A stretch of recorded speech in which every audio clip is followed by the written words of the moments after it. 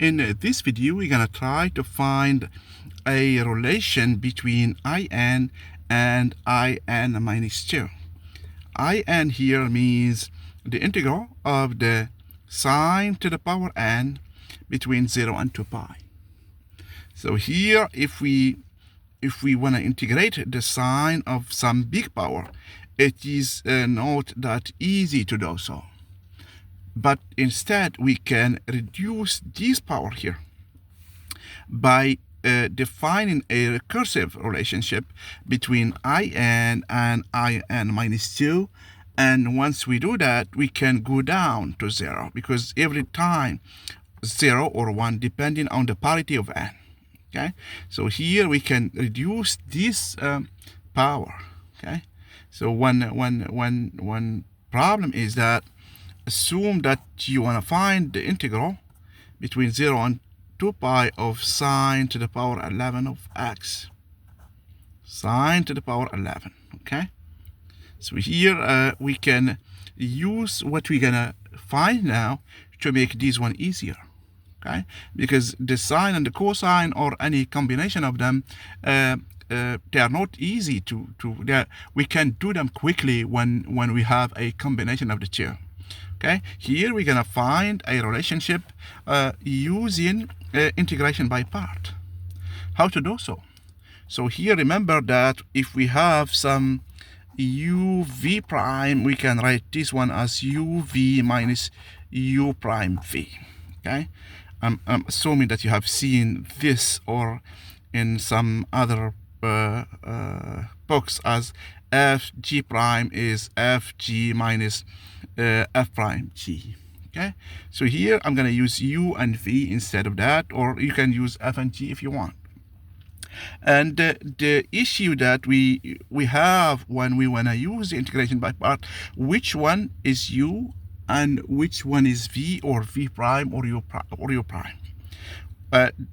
There are no rule as I know, but trial and error can show us the where we can go.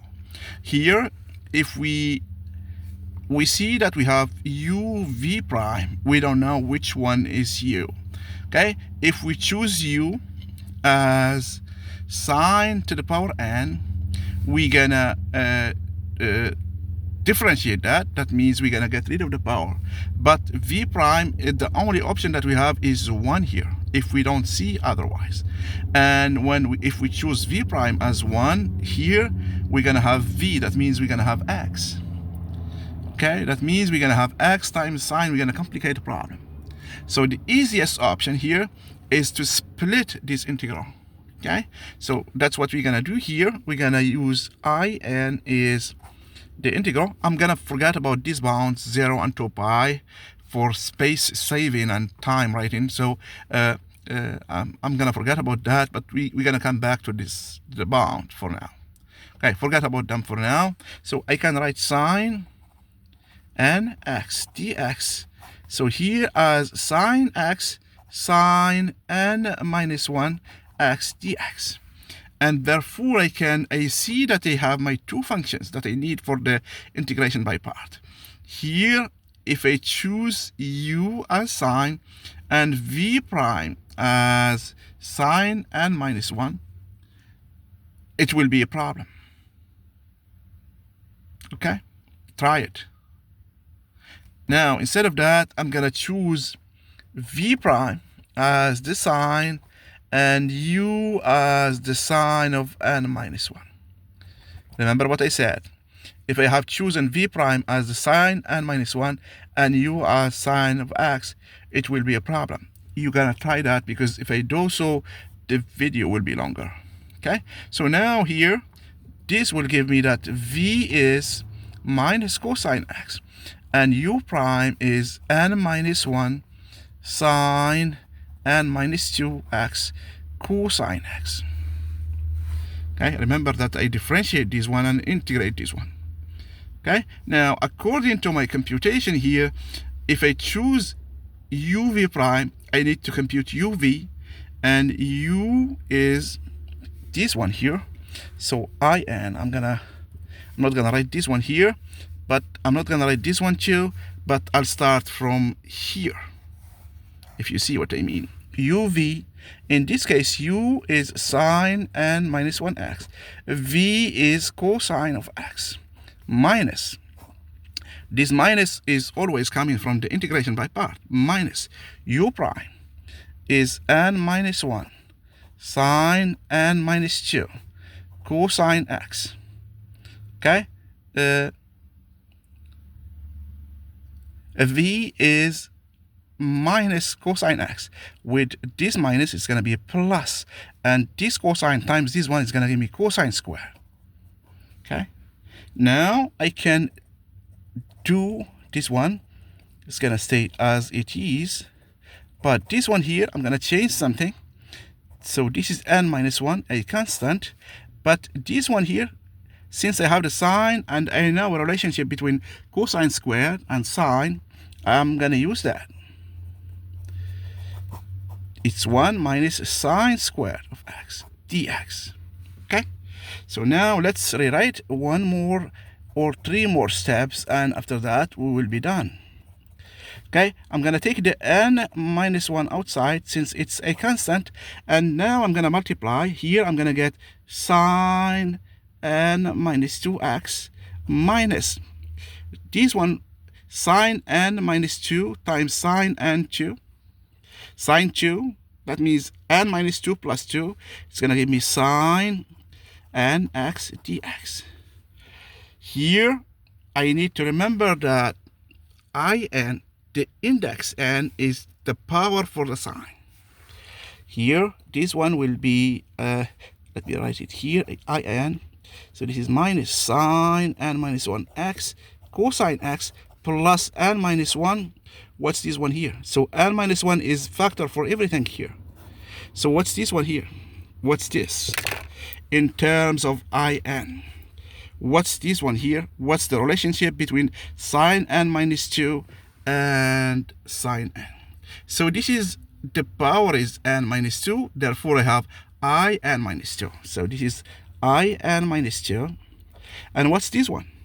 The integral here, I can integrate this part and integrate this part without forgetting about n minus 1. So therefore, this is minus in. And I see I have a relationship, okay? So I can take this one here with the plus. It's going to be a plus n minus 1. So therefore, if I take this one here, it's going to give me 1 plus n minus 1 times in. It's going to be minus sine n minus 1x cosine x plus n minus 1 in minus 2. Here I can simplify one more time. So I'm going to get in is minus sine n minus 1 cosine x plus n minus 1 in minus 2. And if I divide by n, I'm going to get in is minus 1 over n sine n minus 1x cosine x plus n minus 1 over n in minus 2. Okay, so this means what? Now if I go to the bounds here, 0 to pi, if I evaluate here between 0 and 2 pi, this one will give me 0. This here. So the evaluation here between 0 and 2 pi, and this one, if it's already included here, so therefore I have in is related to in minus 2 pi. Okay, so I have in is n minus 1 over n minus 2. So this relationship would let me compute anything I want. Okay, so I can use this recursive formula here. So I don't have space, I'm moving back and forth here, sorry about that. N minus 1 over n. So in minus 2, it's gonna give me what? It's gonna give me n minus 2, n minus 3, n minus 5, n minus 4, in minus, let's say here, I stop at 6, okay? So I can keep going here. Think of it as 1 times 3 times 5 times 7 times 9. So with this and here, so we have the odds over the evens. So here plus 0, minus 2, minus 4, minus, and I can go any time I want. Here I can stop at the last one here, because I have in minus 6. If I want a 6, if I have the integral is 6, I can use 6 here, and I get I0. And I0 will give me a constant here, which is 1. If I have 11 here, I can stop at, let's say, at 1. Okay? So I'm going to keep going until 11 minus 10. Because every time I decrease the power by 2, every recursive time, every time I go back, I decrease the order by 2. Okay? So this is the